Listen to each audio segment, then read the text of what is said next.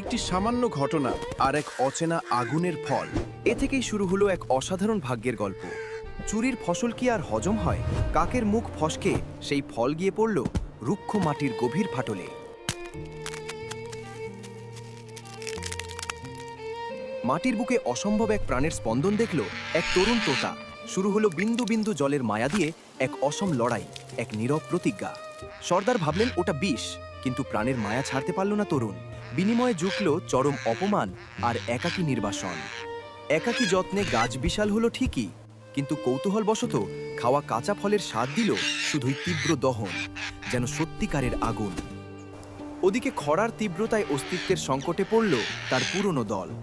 আর এদিকে সময়ের ব্যবধানে রোদে পাকা লাল ফলটি তাকে দিল এক অদ্ভুত সঞ্জীবনী শক্তির সন্ধান। ওপর থেকে স্বজাতিকে কষ্টে ধুঁকতে দেখে সব অপমান ভুলে গেল সে। প্রতিশোধ নয়, এক প্রকৃত নেতার মতো